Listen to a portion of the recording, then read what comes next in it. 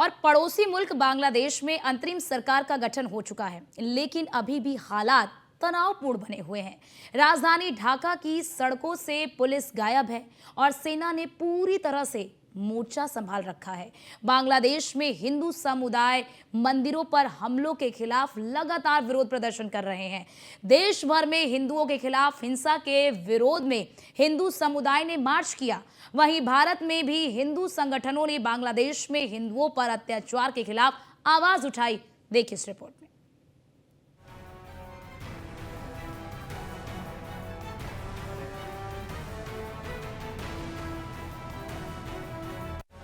बांग्लादेशी हिंदुओं पर अत्याचार, जुल्म के विरोध में हल्ला बोल, हिंदुओं की एकता, डरे कट्टरपंथी, हिंसा पर संग्राम, ढाका में जय श्री राम। बांग्लादेश में हिंदू होना गुनाह हो गया, अत्याचार की इंतहा हो गई, बात बर्दाश्त से बाहर हो गई। क्या दुकानें, क्या घर, क्या मंदिर, सबको दंगाई निशाना बना रहे हैं। आलम तो ये है कि घर जलाए जा रहे हैं, दुकानें फूंकी जा रही हैं, सामान लूटा जा रहा है, मंदिरों को टारगेट किया जा रहा है। ये सब कुछ बांग्लादेश में बदलते सियासी हालात के बीच हुआ। इस बीच बांग्लादेश की राजधानी ढाका और उत्तर पूर्वी बंदरगाह शहर चटगांव में अल्पसंख्यक हिंदू समुदाय के लोग जमा हो गए। देखते ही देखते संख्या कई हजारों में पहुंच गई। हजारों लोगों ने बड़े पैमाने पर विरोध प्रदर्शन किया। उन्होंने देश भर में मंदिरों, उनके घरों और व्यवसायियों पर हमलों के बीच सुरक्षा की मांग की। प्रदर्शन में शामिल लोगों ने अल्पसंख्यकों पर अत्याचार करने वालों के खिलाफ मुकदमा चलाने में तेजी लाने की मांग की। बांग्लादेशी हिंदुओं को शेख हसीना के प्रधानमंत्री पद से इस्तीफा देने और भारत भाग जाने के बाद हिंसा और लूटपाट का खामियाजा भुगतना पड़ा है। हिंदुओं पर अत्याचार को लेकर दुनिया के कई कोनों में प्रदर्शन हो रहे हैं। ऐसे में भारत में भी जगह जगह आंदोलन और विरोध प्रदर्शन की तस्वीर आ रही है।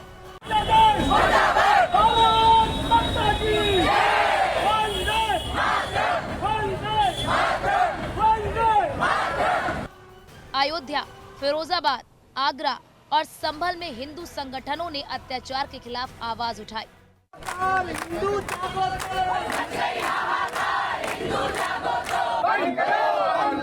हिंदुओं पर अत्याचार बंद करो, बंद करो।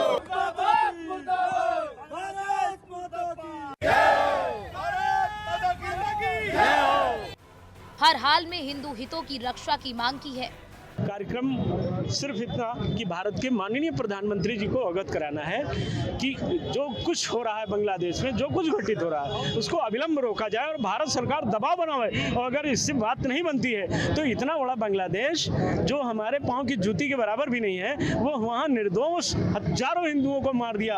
8-8, 9-9 मंजिला बिल्डिंगों जो हिंदुओं की थी उनको गिरा दिया गया, सैकड़ों मंदिरों को तोड़ दिया गया, हजारों की हत्या की गई, वहाँ की हिंदू बहन बेटियों के साथ बलात्कार हो रहा है।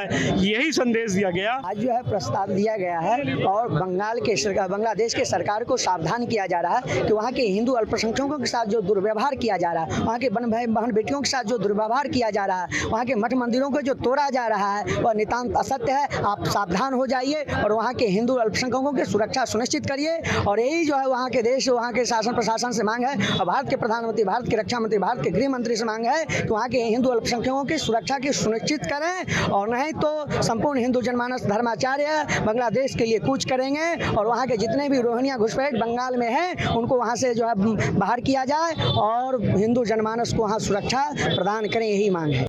इस मामले पर मुख्यमंत्री योगी आदित्यनाथ ने भी विपक्ष को टारगेट किया है। योगी ने कहा कि बांग्लादेश में जो 90% हिंदू बचा है वो दलित समुदाय से है। विपक्ष ने इसलिए मुंह सिले हुए हैं और बांग्लादेश का हिंदू उनका वोटर नहीं है। कि दुनिया के किसी कोने में कोई हिंदू प्रताड़ित हो रहा है तो उसके प्रति आवाज उठा सके, क्योंकि उसमें भी उन्हें लगता है कि अगर हम आवाज उठाएंगे तो कहीं यहाँ उनका वोट बैंक न खिसक जाए। वोट बैंक भी जिनको दुनिया के अंदर होने वाले किसी अत्याचार में वोट बैंक दिखाई देता हो, वो आपके हितैषी कैसे हो सकते हैं? याद रखना, जो बांग्लादेश में हो रहा है, जो चर्चाएं हो रही थी अभी, वहां 90% जो हिंदू बचा है वह दलित समुदाय से है। और मैं इसीलिए कहना चाहूंगा, ये जो सबके मुंह सिले हुए हैं, इसलिए सिले हुए हैं क्योंकि इनके मालूम है कि बांग्लादेश को हिंदू उनका वोटर नहीं होगा। वह हिंदू है, ये हो सकता है उसकी गलती हो, लेकिन हम उसको गलती नहीं मानते, हम उसको मानते हैं उसका सौभाग्य है कि वो हिंदू है और उसकी रक्षा करना हम सबका दायित्व है। उसकी पीड़ा के साथ खड़ा होना हमारा दायित्व है।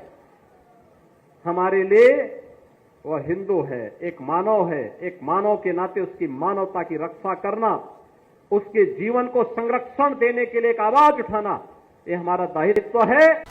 बांग्लादेश हिंदू बौद्ध ईसाई ओइक्या परिषद ने बताया कि शेख हसीना के सत्ता से हटने के बाद बांग्लादेश के 64 जिलों में से 52 जिलों में अल्पसंख्यकों के साथ अत्याचार हुए। अल्पसंख्यकों के साथ ज्यादती की 205 घटनाएं हुई। इस संगठन ने बांग्लादेश की अंतरिम सरकार के नेता मोहम्मद यूनिस को एक खुला पत्र लिखा है, जिसमें कहा गया कि अल्पसंख्यकों में गहरी चिंता और अनिश्चितता है। Bureau report, news 1 India.